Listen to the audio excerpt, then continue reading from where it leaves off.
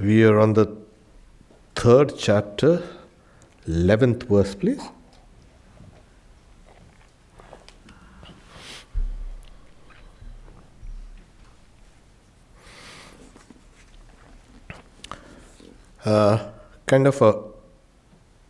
To recap what has been said before. In the previous verse, it says that beings were created in the days of yore, in the ancient days, in the beginning, who were associated with karma, with sacrifice. The word, having created in the days of yore, in the ancient days, beings who are associated with sacrifices.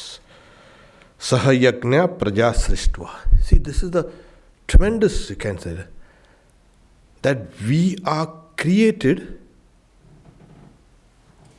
along with sacrifices. We are associated with sacrifices. So this sacrifices has become part of our lives and our minds and our bodies and everything. And I was speaking about this idea of sacrifice is central to all religions, whether organized or non-organized, whether kind of shamanistic or anything.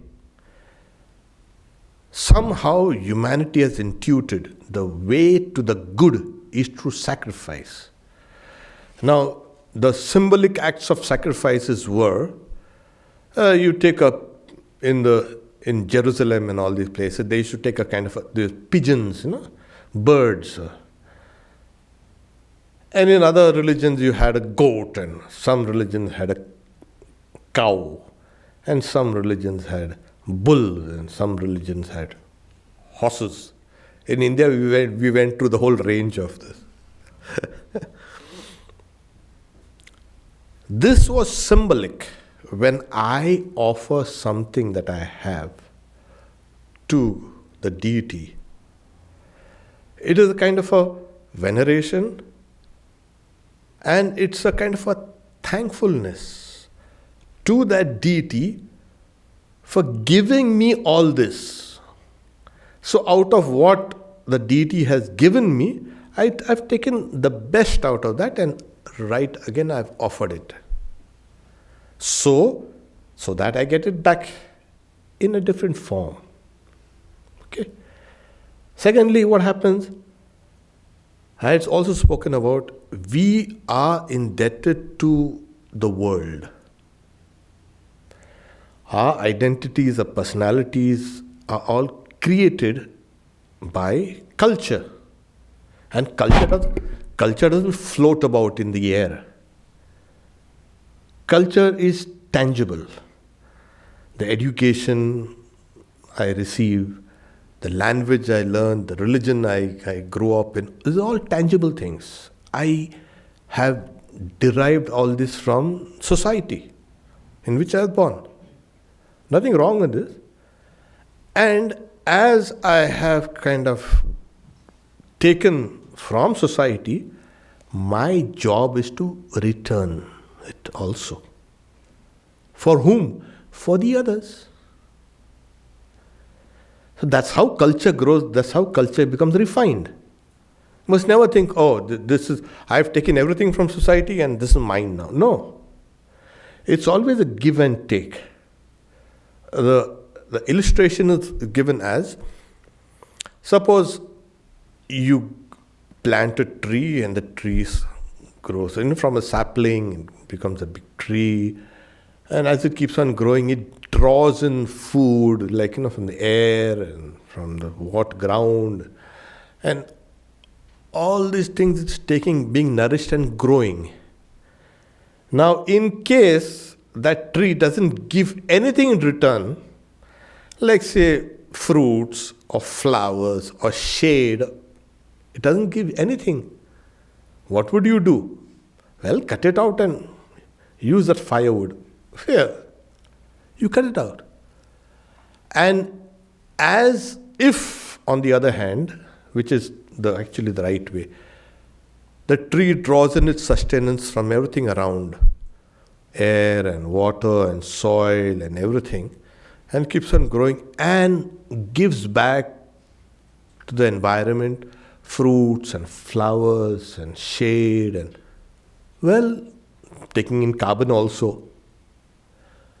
Well, that is more priceless than the tree which has taken everything and not returned anything back. So every life has to be like that. Swami Vivekananda gives another example of, suppose you close a room with its doors and windows and you kind of live there. For a while you can, but then that air will become poisonous. And as you breathe in that air, you'll get sick. So what do? First thing you do is open the doors and windows and let fresh air come in. This is exactly what life should be. That is a life that thrives. There's a constant give and take. Not only on the physical level. Last time I mentioned that's also on the divine levels. The gods, the sages, the ancestors, and the beings around you. The plants and animals and insects, they also derive their sustenance from you. Why? Because you derive your sustenance from them also in a way. Every creature, everything in this universe is important to you for your life. So it's always you take to give, and then you again take and again give. This is called sacrifice. Not simply, you see, I have sacrificed one goat to Kali. And so that is just symbolic. This is the real meaning of sacrifice. So here the verse says that in the days of yore, humans were created as associated with sacrifice. If you break that association, it's over for you. Swami Vivekananda said, they only live who live for others. The rest are more dead than alive. So, life should be a kind of sacrifice. Every thought, every word, every deed goes to enhance you, and after you enhance, it goes to enhance society. There's always, not only society, the whole physical universe, and the mental universe, and the divine realms also. So this is the, you can say, argument Sri Krishna gives Arjuna, because he was giving arguments against the war, saying you fight, doesn't matter. You do it as a duty. Don't try to escape. And the whole of this Bhagavad Gita is just telling Arjuna, you are trying to be an escapist. Try to do your work as a sacrifice. There will not be any taint, there will not be any sin, there will not be any defect if you do it as a sacrifice. Why?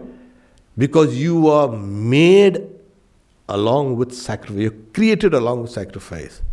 Swami Vivekananda says, you are born as as a sacrifice to the mother. Yeah. In one of his poems he writes, tremendous. You are born as a sacrifice to the mother.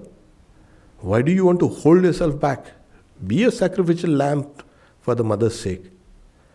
So what will the mother give you? Mother will give you immortality. You don't have to worry about that. She is not mean like us. She is not stingy and kind of selfish. She'll give you everything. Don't worry. So this was how he's saying you do it as a sacrifice. And the next word, this verse shows how you ought to live in the world and interact. So here you see, he speaks first of the divine realm. Okay. 11. Devan bhavayata nena te deva bhavayantu vaha parasparam bhavayantaha shreya paramavapsyata. Saying, you nourish the gods with the sacrifice. Let those gods nourish you. That's what it is. You nourish the gods, and the gods will nourish you. Nourishing one another, you shall attain the supreme good. Here it is. Now, in the old days, every phenomena had behind it a kind of a deity. People used to wonder, oh my God, see this dark night. There must be some deity behind this. Then they seen lightning and rain and sunrise and thunder. The human mind personalized all these forces. I don't blame them, and it's correct. There's the god of thunder. Yeah. Indra is there. And there you had Zeus. Every religion had these gods. When they saw these mighty forces, they were kind of frightened, And then fire was there, it could help you and destroy you. Fire, they personalized fire. Water, personalized water. So, we also do that, kind of. We do it unknowingly. We call those people foolish. No, it's actually not that. They were correct. They had a kind of very intimate relationship with the nature that they were living within, inside. For them, nature was not supposed to be exploited or not different from them. Nature was their mother. And when they saw these great forces of nature, they personalized it. Mother Nature, oh yes. And within Mother Nature, you had all these forces. So, here the idea is, now these forces are external, and these forces are now within the powers of the gods. They are not simple forces. They are the power. So the very fact is, humans, they started slowly from, the first is animism. Anima means a soul. Everything had a soul. The trees, the plants, and the birds, and everything.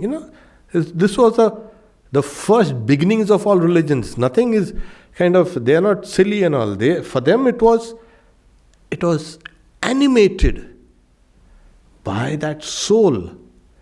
So nature for them was a living entity. And then we had this fetishism, this shamanism, and this theism. It's a kind of long spiritual journey of humanity.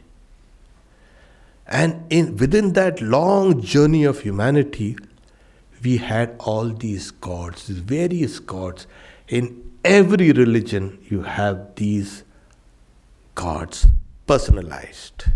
And then people, when they're frightened, you appease those gods. There's a storm brewing. Well, you appease that god with something.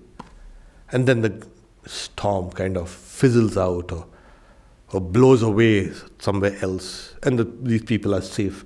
And you say, oh, that God listened to our prayers. So prayers and rituals came into being. And this has taken us thousands and thousands and thousands of years.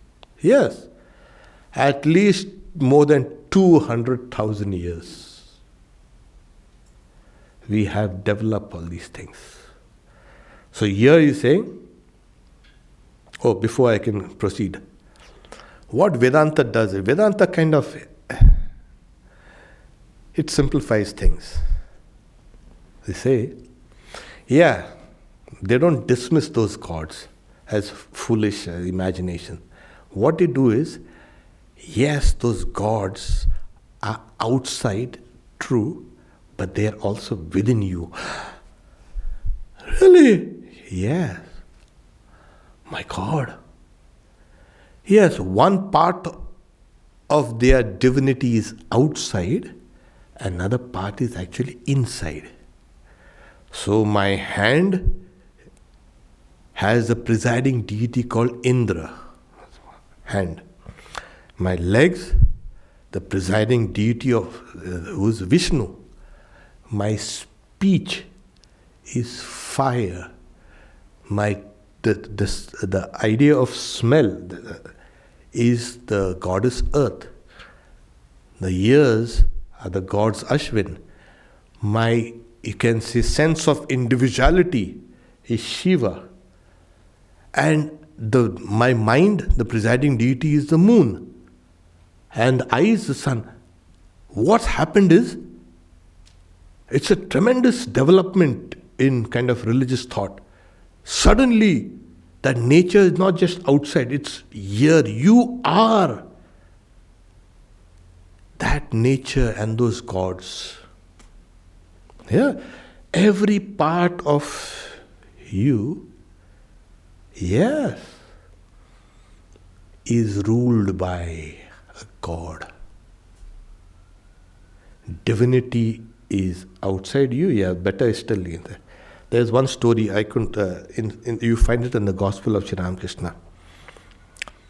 So there was a Brahmin who kind of tended a beautiful garden, and one day he seen a cow enter and eat some of those nice plants and trees. And he was so annoyed, he takes a stick and beats that cow so hard, it dies.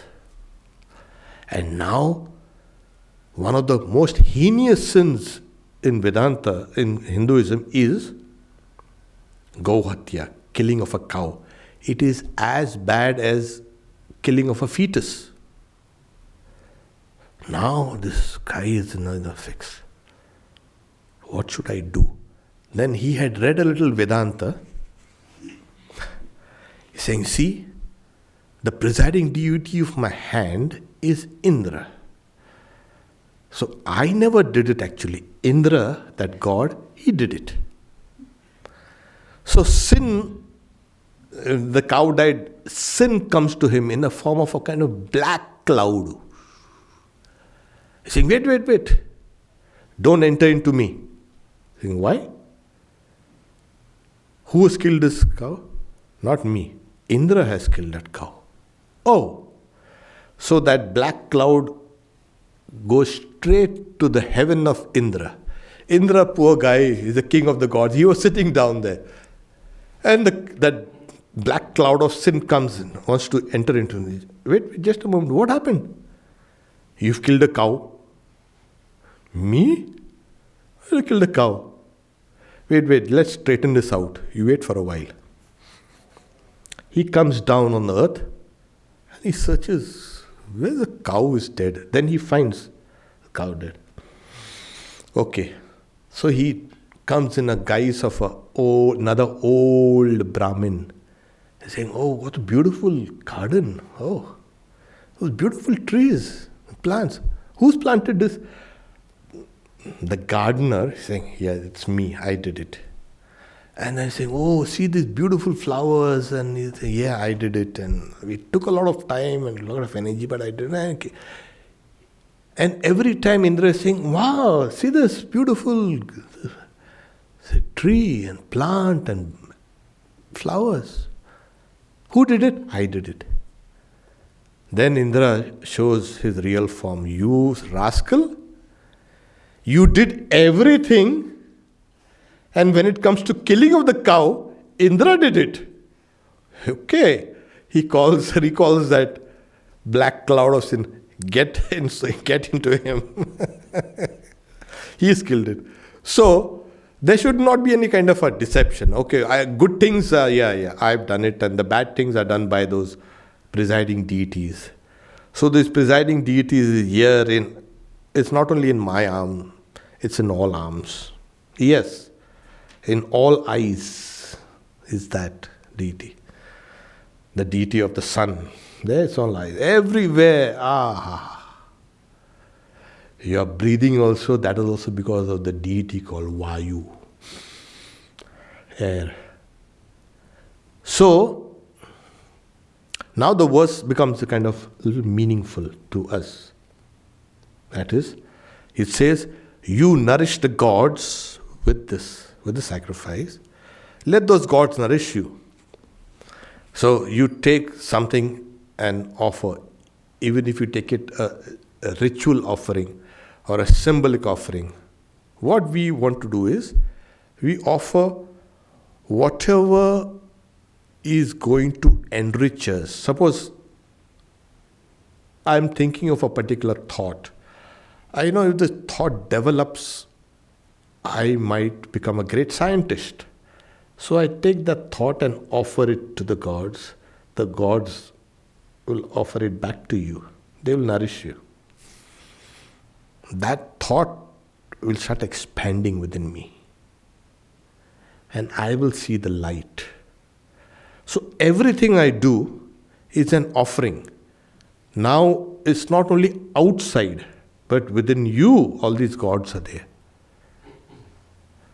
That's why later on the Lord will say, whatever you eat, whatever you drink, whatever work you do, whatever thoughts you think, offer all as an oblation to me. Simple. So here he says, you nourish the gods with this sacrifice. Sacrifice. So always sacrifice the lower for the higher. Every time you see a person, in fact a person, when a person is alive, is going around walking, he or she, to maintain that life, that person has to be doing some sacrifices. If that person is not doing sacrifices, that person will kind of come down. And we've seen the best of people in the pits of despair or depression. They are not sacrificing. You need to sacrifice to maintain your status as a human being. If you don't, you'll degrade yourself. Yes. So the very fact that we are alive and we are at this point in time and space and in life means we are sacrificing. Without that, it would not be possible. You take hundreds of troubles, you sacrifice so much things just to maintain your health and your status or whatever, just your mere life. So this is what the verse is telling you. You nourish the gods and the gods will nourish you. And parasparam bhavayant, that is, nourishing one another, you shall attain the supreme good. Shreya parama, you will attain this. Keep on sacrificing. You can, and the persons who incrementally advance or become better and better and better, they are sacrificing. Take for example, a kind of a basketball player. Okay, just illustration. Most of you have, of course, played basketball or something. That person, that athlete, to advance, he or she will have to sacrifice a lot. If he or she does not sacrifice, he or she will just be able to just bounce the ball and hold it. So as the person advances in his skill, in his or her skill and speed and you can say aim and throwing it and all everything. That person advances. How? Because of many sacrifices that person is doing. Otherwise, that person will never be able to advance. I want to be a great basketball player. Let me sit down and meditate. No, sir. You will not be able to. You will have to go out in the cold, on that court, and keep on bouncing the ball 10 times, 100 times, 1,000 times, 10,000 times. Keep on over and over and over and over again. To do that, you got to sacrifice a lot. That is what the idea is. And are these sacrifices, what you are doing, is in vain? No. There is a witness. These gods are a witness. Yes, I've seen this guy has sacrificed a lot. I know, I've seen it. Let's give him something back in return. Yes. So the gods are glorified and you get your desired good. And here he's saying, you attain the highest good. What good do you want? What are your goals? What is your aim in life? I want to be, suppose, an astrophysicist. Yes, good. You want to be an astrophysicist? Now sacrifice. Well, what do I do? Well, you've been studying for 2 hours a day. Now study for 10 hours a day. But what about my movies? What about my dancing? Well, you've got to let go. Yeah. This is the sacrifice you will have to do. There are hundreds of stories in all cultures where you must be, that there are people who are ready to sacrifice their very lives for what they believed in and thought would lead them to that. Yes. So, you nourish the gods with this, that is with sacrifice. Let those gods nourish you. Nourishing one another, you shall attain the supreme good. This is life as it should be lived on earth. If we all could sacrifice, so it transcends your selfishness. It's trying to break this idea that this everything has been made for me. We generally tend to think that ourselves are the center of this universe. This whole world is for me. See, yeah, everything. I'm the center of the universe. No. You are not the center of the universe. You keep on sacrificing yourself for everything around you. That's the idea. The moment your self has been broken up, the lower self has been broken up, there, you are going to grow and grow and grow and grow and grow. What's the limit? There's no limit. Till you attain all these divinities. So, we take the next one, which is in the same strain, but now becoming a little specific, kind of telling the selfish person what will happen. So he says,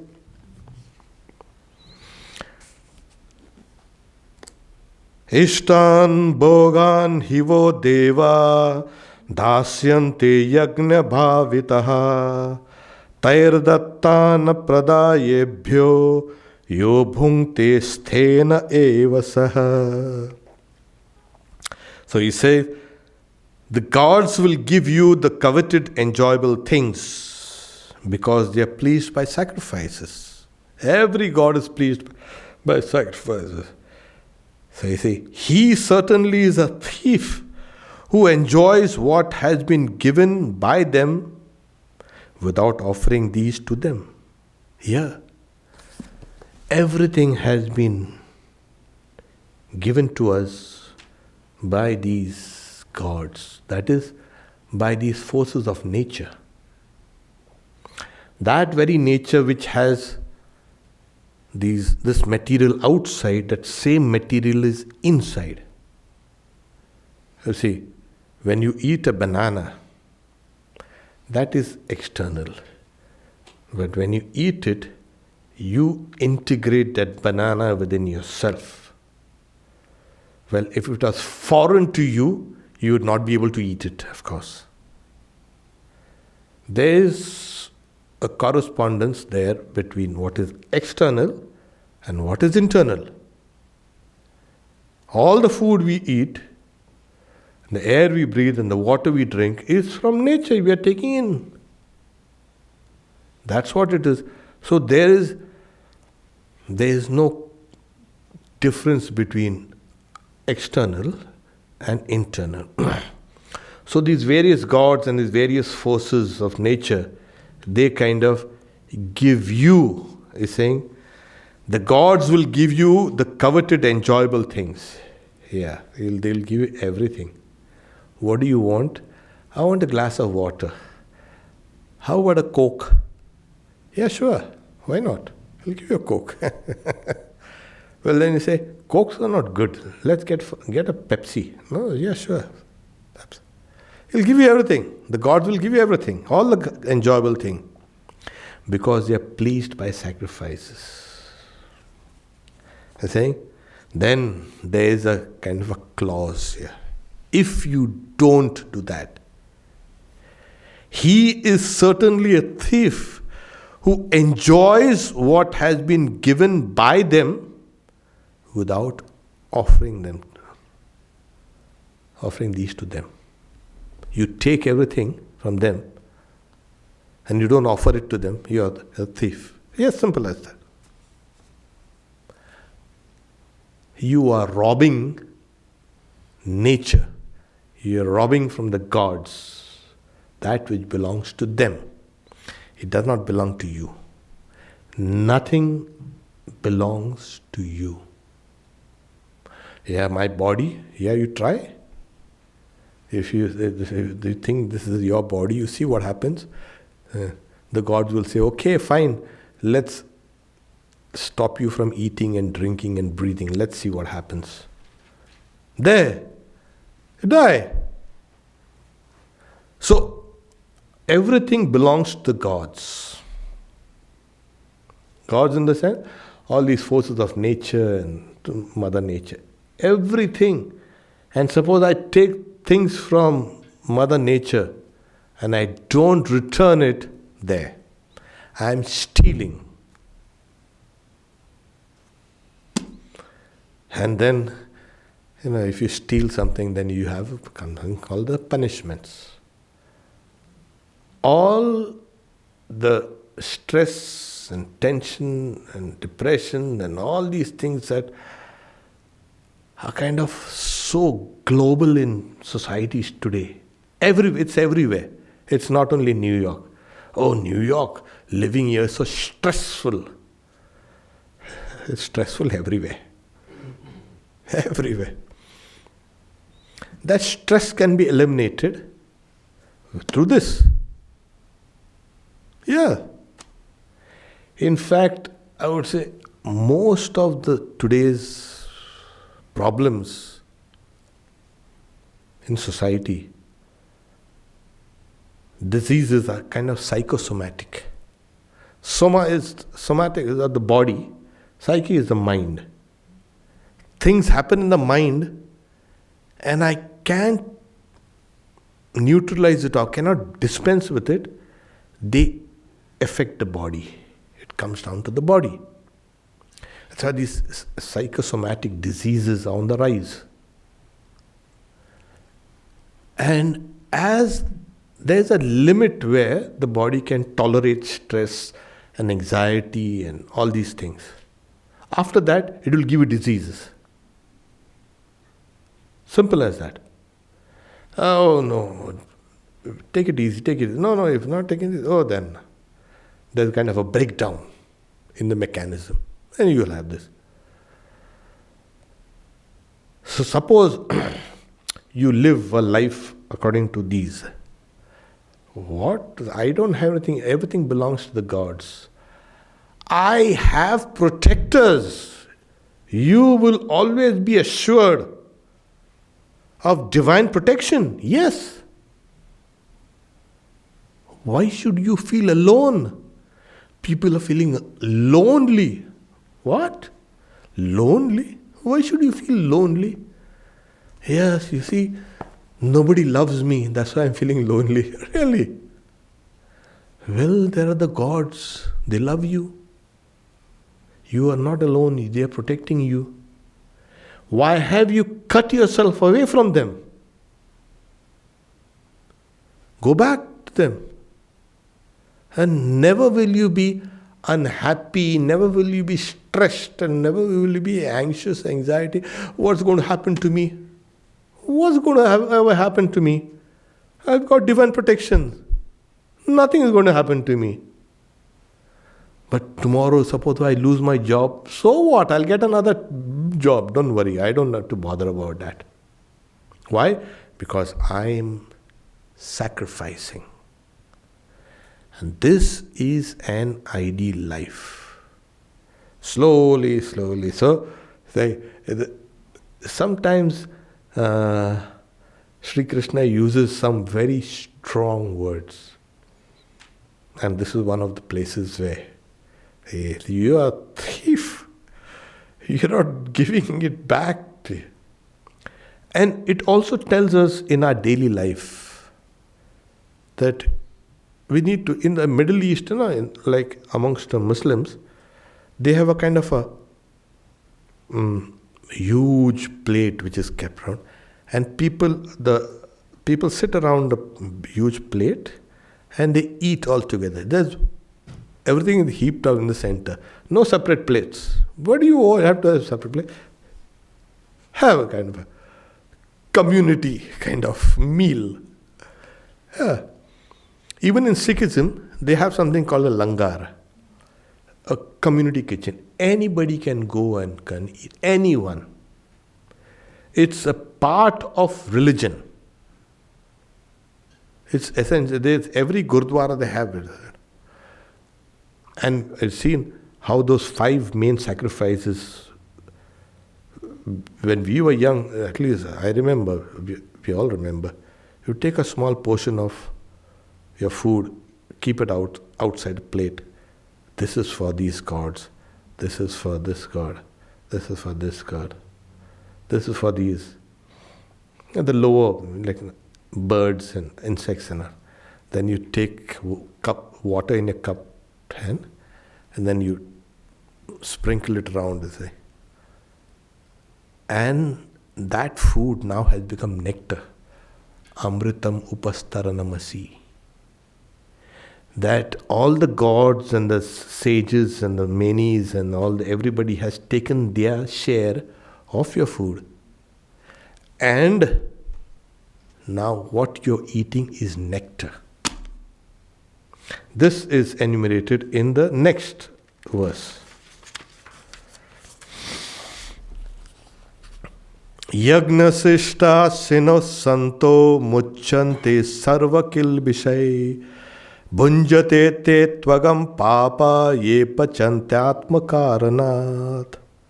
Saying, the good people who partake of the remnants of the sacrifices, like here, become freed from all sins. There. You've given everybody what they deserve. And what is remaining? Is saying, Yagna Sishta, that's a remnants of a sacrifice.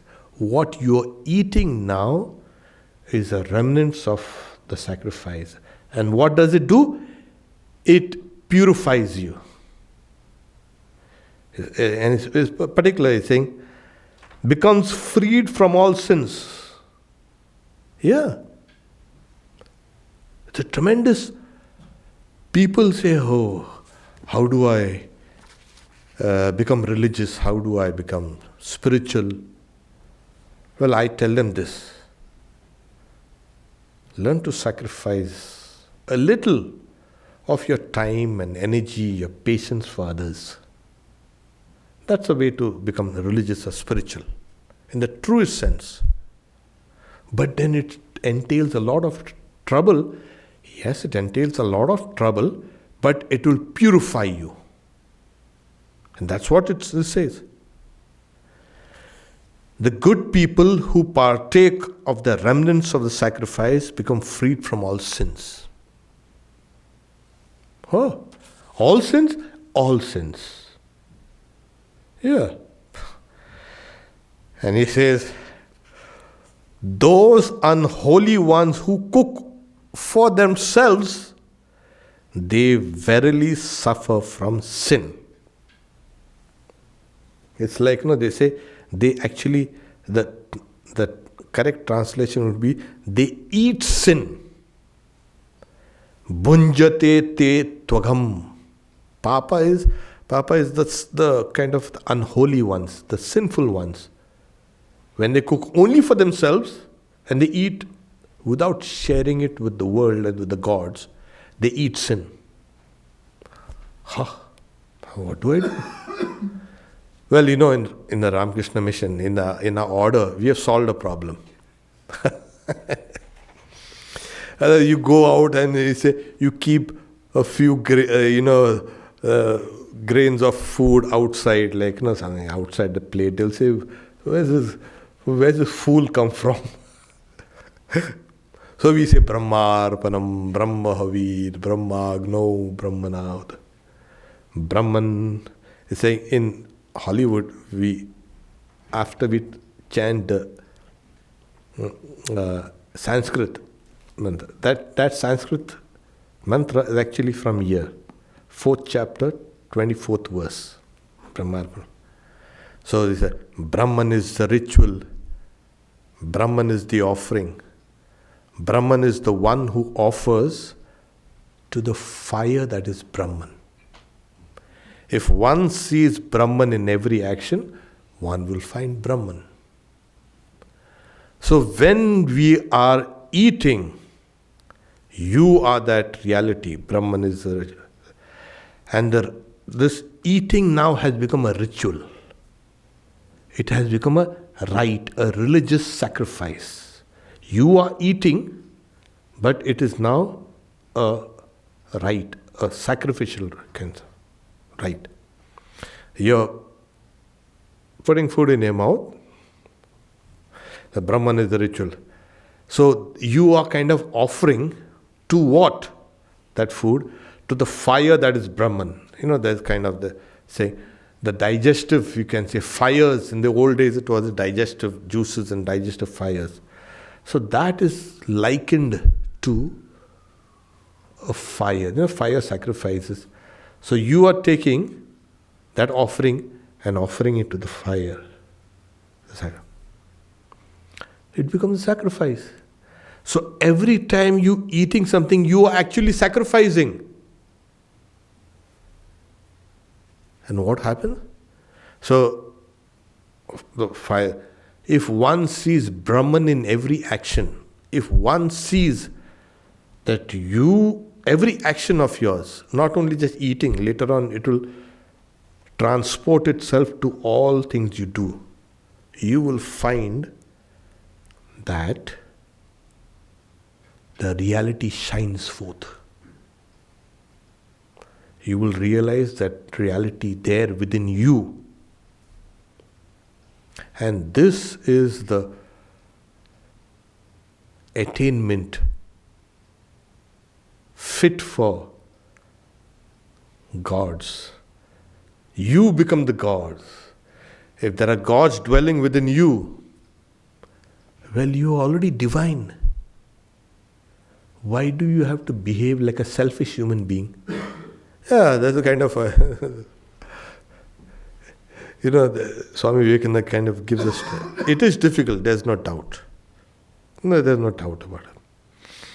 Gives a story from the mythology. Swami Vivekananda says, we had various incarnations. And if you look at that evolutionary kind of chart, we have a kind of every incarnation at every stage of evolution. So our first incarnation was a fish. Yeah. And we now evolution says, yeah, we have come from fishes. Yeah. Good thing that we were there in that ocean and we came out. The second was kind of amphibious. Partly in the water and partly the tortoise. The third was kind of a perfect mammal land animal. It's called a wild boar. So the fourth incarnation was a wild boar.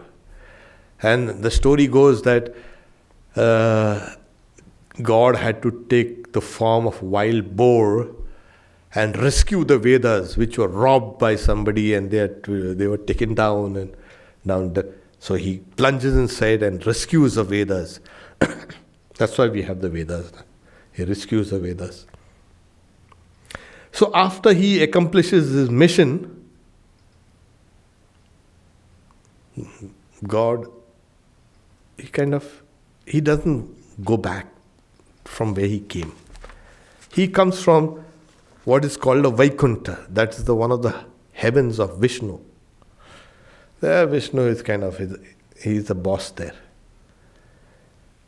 So the gods kind of come to him with a delegation, very big delegation. Oh Lord, you have now accomplished your mission. The Vedas are safe. The earth is safe. Let's go back. No, I'm not going back. I'm fine here. But, no, I'm fine here. You see, this muck, this stinking muck, and he's rolling in that muck, and he had married, and there were piglets. You say, I'm happy here. In that slime, in that dirt, and rolling about in that mud. And so the gods decided to take things in their hands. They caught Vishnu, that the boar, and tried to drag him to heaven. And the boar became so annoyed, he started biting all the gods, and the gods squealed, oh, and they fled. Saying, I'll tell you, you all come here with me.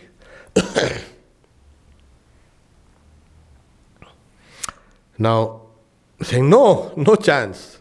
You have forgotten all your glory. Saying, what glory? This is a better place. Come, all of you. He tried to bring all the gods back in that kind of filthy place. Then the gods made another delegation and go to Shiva. Shiva is meditating there, calm. They're saying, we are in big trouble. Say, what happened? Heaven is without God. Vaikuntha is without God. Vishnu. What happened to Vishnu? Vishnu is... Okay. So Shiva comes. Shiva he sees the god Vishnu in the boar's body. And no arguments. He takes his trident and simply hurls it at the boar. And the trident goes and rips the stomach. And Vishnu emerges out of that. What was I doing? A kind of a stupid delusion that I was in. And not only that, I was trying to bring the whole world to this stupid delusion of mine. So it's like that. We are living in our own small world of delusions. And we are saying the whole world should be here with me with my stupidity. No, you've got to come out. So it is difficult to get out of that delusional state that we are in, that we are human beings. We are gods. Yes. Swami Vivekananda, he says, how long does it take you to realize? A blink of an eye. He was amazed. People are taking so long to realize their divinity. It takes a blink of an eye for you to realize that you are a god. Why it's taking, it seems, eternity? It's because we are not sacrificing. If you would be sacrificing correctly, we will realize that, yeah, we are the gods. All the gods that we worship, we are that. And this is where the story of Adam and Eve makes sense.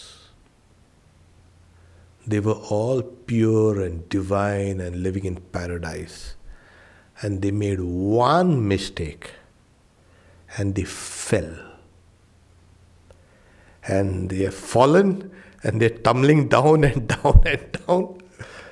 It's regaining your lost kingdom of paradise.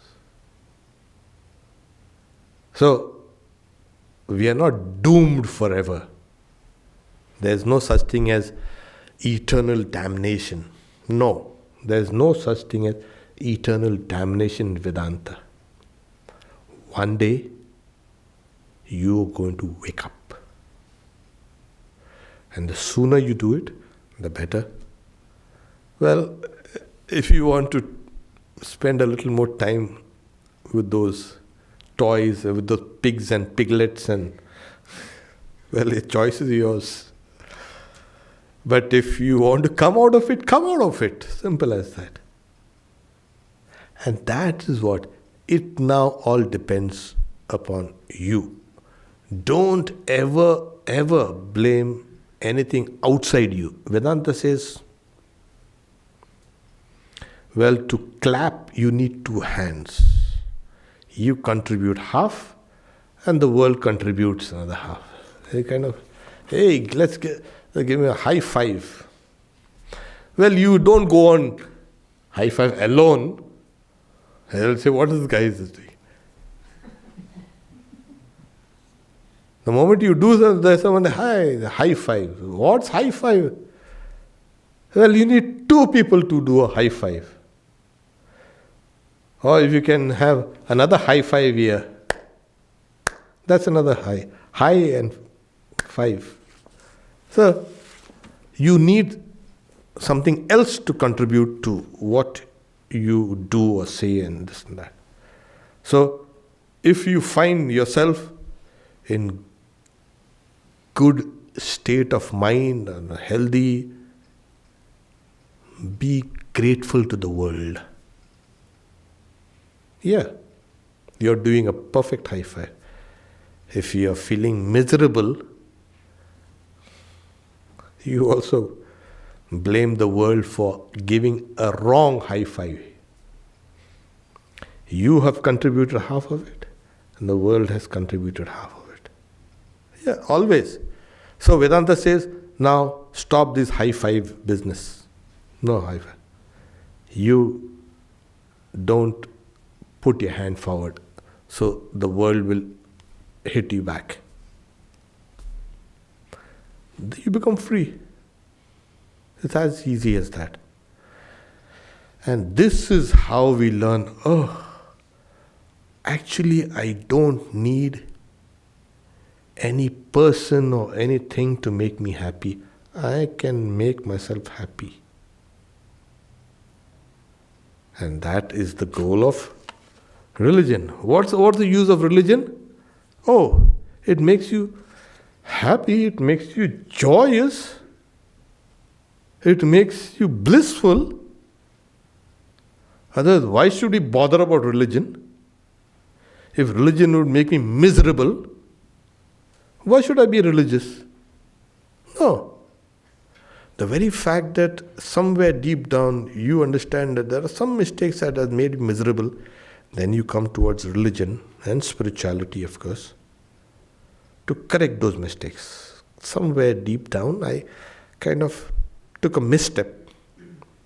Now I'm kind of doing some corrective. This is the means. Religion should be. Swami Vivekananda said, why are you laughing all this? Saying the day you have a long face, don't go out, it's a disease. And being religious means, what do? You take a long face, somber, still, unsmiling face. No, that's not religion. He's saying that's dyspepsia. Religion is supposed to be a joyous pursuit. There is no condemnation. Nobody will condemn you. There are no gods waiting to, as you step out, I'm going to beat this guy. No, nothing like that. They are all there to help you. All of them. It's just that we have not reached out. You see, reach out, you'll be helped. So the whole universe is there to help you. If you sacrifice. We stop here, and I think this is the last class. Yeah, Gita class, of course. Yes. Is doing japa a sacrifice? Yes. What kind of sacrifice? Oh, that's one of the best. In fact, it will come in the Gita. Yajnanam japa yagnosmi. Amongst all the sacrifices, I am the sacrifice called japa. Yeah. And they say, because it involves no killing and no injury, it's quiet, it's a nice sit down and do. So yajnanam, amongst all the sacrifices, I am the sacrifice called japa. Why? See, after you have kind of repeated God's name, what happens is you offer all the fruits to the deity. It's always like that. You know, I kind of make a joke out of it. There are 108 beads, you know. You've got, the Guru will tell you, make a japa of 108. Some scholars say that 100 is for you and 8 is for the world. Well, some others differ. They say 8 is for you and 100 is for the world.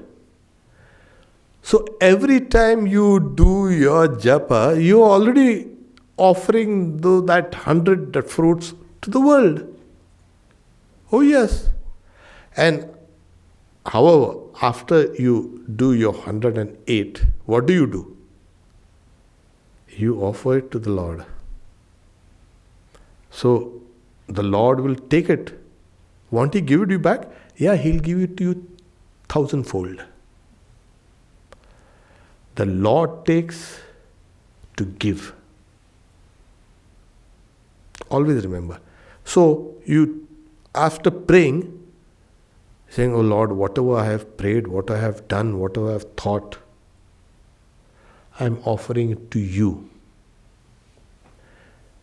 Don't mind all these defects. In fact, Swami Vivekananda prays, whatever I have thought, what I have done, whatever I have said, all these things I offer to you, O Lord, not minding its defects, but grant me that I have unswerving love for Thee. The Lord receives it, and the Lord will return it to you 1,000-fold. That's a perfect sacrifice. Oh, thank you for asking me.